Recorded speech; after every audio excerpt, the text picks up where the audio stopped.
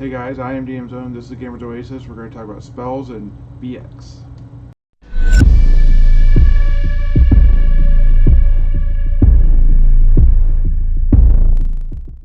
Okay guys, so Basic Expert Dungeons and Dragons, or BX as it's often called, the Mulvey system. The one that was edited by Mulvey, I should say, in 1981. Has a different take on spells than some of the other editions, so I wanted to specifically talk about it. First for my viewers, or second for my viewers, and first for my players that are going to be playing, so they can understand how exactly spells work in this edition of the game. So spells are memorized by both magic users and by clerics and by elves. Elves are technically magic users in most regards, so whenever I say magic users, think also of elves unless they state otherwise. Only magic users and clerics, and of course elves, can do spells. There's not a ton of classes in this game at this point in time that are able to do it. The bard class is not here, the ranger's not here, the paladin doesn't use spells like that and that type of stuff in this version of the game. So a lot fewer classes are accessing spells, making them more finite and rare. Thus, the spells that are cast tend to be more powerful. Not only in the amount of spells, but the classes that can cast spells are more rare and finite. They use a metaphor in this game when talking about memorization of spells to try and get like a mental picture of it. The way they describe it is that there's a blackboard, a first level wizard or excuse me, a magic user or a cleric goes and writes a spell on the board, and then that is its spell. When you cast that spell, you wipe the spell off the board, and then that's it for the spell. It's no more until you wait through a night and get some good sleep uninterrupted. Usually DMs, or whatever you want to call them, treat that as 8 hours of continual sleep. Then when you wake, you have to spend an hour to memorize your spells. A lot of players play this as so many turns per spell you're memorizing, so that maybe you don't have to spend a full hour if you only have to memorize one first. But a lot of times they just make it a flat hour and they move on. As you get higher level and you have more and more spells to learn, they treat that you are better at doing spells as it takes less time to do the spells. But so they treat it as 1 hour. And I think that's a pretty simple mechanic, and it doesn't cause a lot of conflict with the party and traveling, and decisions like, do I memorize this spell, which is going to take, a d6 plus whatever turns, or might make you wait an extra hour, or do you go ahead and travel. I think that's magic users have a hard enough time, especially at first level. They probably don't need that extra negative, I guess you could say. Okay, so magic users, clerics, any of the ones that can use spells, if they are bound or if they are gagged in some manner, they're unable to cast spells, as it's just a flat cross thing. It requires your hands to be in certain positions, your body to be positioned in a certain way, and if that is restricted, they just treat it as a flat. You're unable to cast spells. This goes for whether you're an enemy or a PC. That way, if you have we'll use something that's not like a pit fiend or whatever, wouldn't even exist, but let's say maybe an ogre magi, and you have its hands bound, it's not going to be able to use some sort of special ability to cast a spell without having its hands free. So I think that's a very good thing.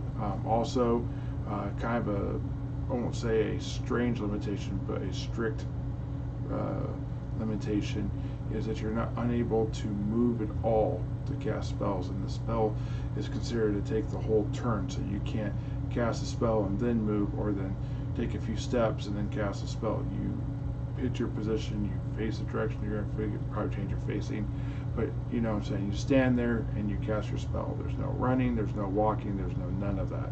It's right there. So if you move, you can't cast a spell. Fair amount of limitations on that, and definitely getaway scenes. If you stop to cast a spell, you've literally stopped. It's not like you've moved that partial movement to cast that spell, you've stopped. And that's a big difference between that and other additions to the game. So spells can be saved, and if you look on page in the basic book on page B26, you can find the actual save throws and what it talks about. If you look in expert, you're going to find a lot of the continuation of higher level save throws and that type of stuff with each character, as well as higher level monsters that have different saves. Essentially, spells that don't have damage, if they have a save, they are save or not save. That means if you charm a person, if you try and do a hold person or turn to stone, you save, you save. If you don't, you don't. Okay?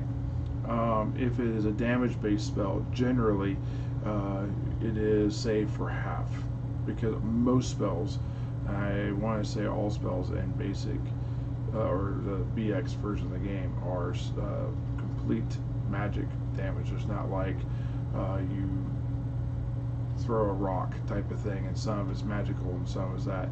Now, I will cover saves a little bit deeper, even though it's not really a thing on saves. If you were to be bit by a snake, the poison part would be save for half. The physical bite part would be save, well, to have no save, it's just physical damage. So if you do run into a spell that has that type of thing, that's how you would address it, if that makes sense. There are two factors that spells have. There are range, which is done either in feet, usually in 10-foot intervals, because this game really revolved around 10-foot intervals, so things are at 10 foot or 15 foot for half a space, I guess you could say. When I do my maps, I do them in 5-foot intervals just to make sure that I have the ability to hit that 15 just in case. But generally, a lot of things are rounded by 10, or they're done in inches. The reason why that is back when this game came out, it was kind of blurry on what system you're doing, and if this was large-scale combat. The inch system was based on the chainmail system, or the war miniature game system, where you would measure so many inches from the wizard, and that would be, or the magic user, and that would be how far they could cast their spell. So you'll find both of it. You'll find them in both ways. Just know when they say 1 inch, they mean 10 feet, and then kind of move on from there. Same thing goes on with duration. They usually do it by round, or they'll say 10 seconds. 10 seconds is a round. Each turn, though, is 10 minutes. So you have 6 rounds in a minute, and you have 10 minutes in a turn. So that's 60 turns, or 60 rounds, excuse me, in one turn. And I think that's something that well, mathematically you can figure out. The spells are generally listed as so many turns long, or so many seconds long, or so many minutes long, and that type of thing. One thing else to remember is that every 2 turns to 3 turns, depending on the dungeon or the wilderness area you're at, you could experience a wandering encounter. So you need to pay attention to your time. There's actually a mechanic for the DM to keep track of time, so they know when they have to roll the next wandering encounter check, and that's something to keep track of too. All right, one last thing before I go on to the next thing here. The spells in the basic book, for the most part, are pretty good. The spells in the expert book have some revisions to the spell to make it fit more for a system that is designed to go up to 14th level. So I would just pull your spells out of the expert book unless the spell's not in the expert book. It is only in the basic book. Clerics do not get spells first level. They still have their turn and that type of stuff, and they're still clerics, but they don't actually get spells at first level. Magic users and elves, of course, get spells at first level. The big benefit for clerics, though, is they don't have to have a spell book. They can know all their spells. They just pick which ones they want. The big limitation for elves and magic users, though, is that they have to have a spell book. Some people play the elf as not needing a spell book and treating it like a cleric. Again, that is a homebrew rule. That is not purely classic. I kind of like that idea because it's more innate for the elf to have it, but I would also treat it as you learn this spell, but you are the spell book. So you don't have a physical book, but for you to be able to memorize a secondary spell, you have to be able to cast a second spell. If you want to change one of those two spells, you have to forget one to then research and learn a new one.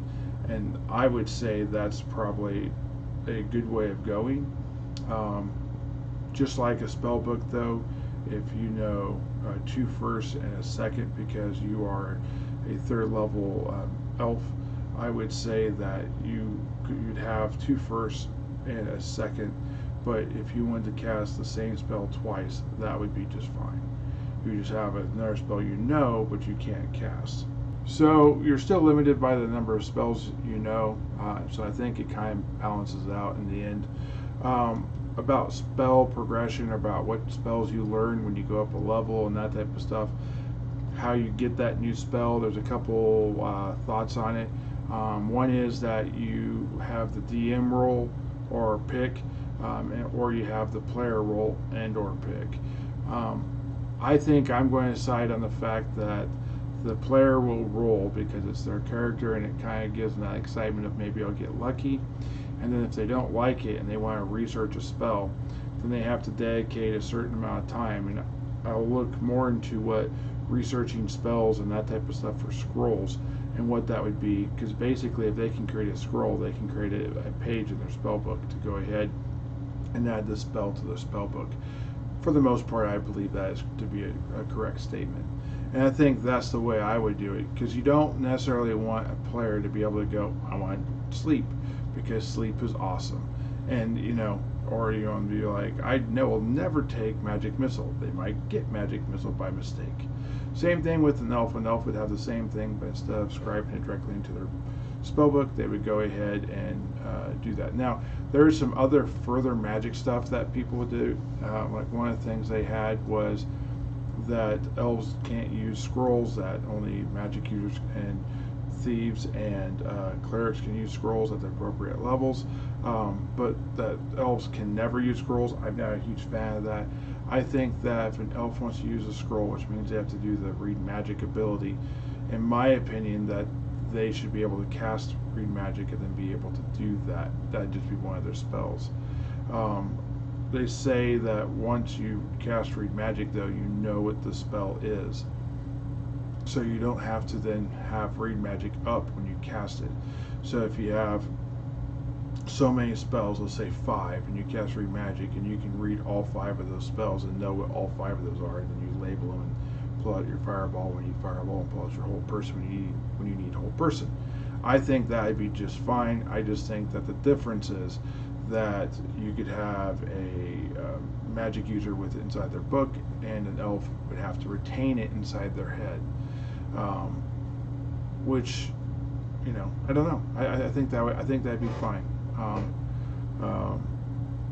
Yeah. Anyways, that's probably one for later on after I play a bunch of games and I get a better understanding for what that would be. So there are different types of spells that you can cast.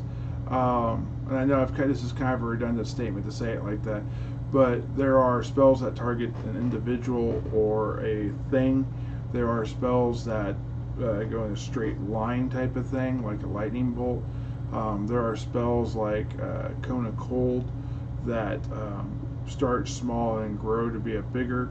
There are spells that are cylinder-ish, I'd bet, and there are certainly spells that are spheres. So when you cast a fireball and you want it to be 20-foot radius, what you're really doing is squashing it to the ground, and then you're doing 20 feet left and right and forward and back, and then there's also 20 feet up, which is like a dome. Is that the spell gets bigger and it hits things. You can't prevent it from hitting something because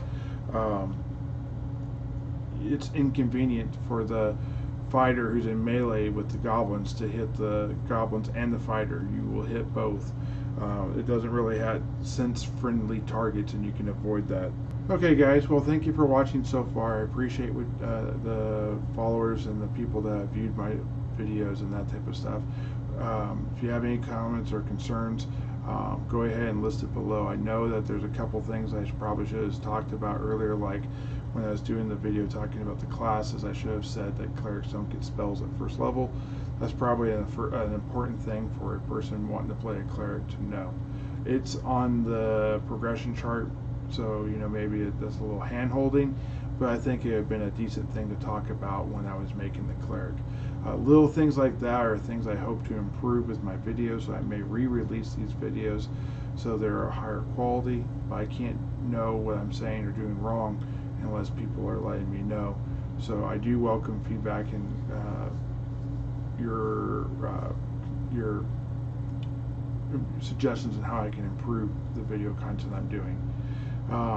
Please like and subscribe if you enjoyed it. If you enjoyed it, also please put that down below. Follow me on Facebook and let me know there. If you're interested in playing any of the games, I might have a few spots here and there. Let me know. So thank you. Appreciate it.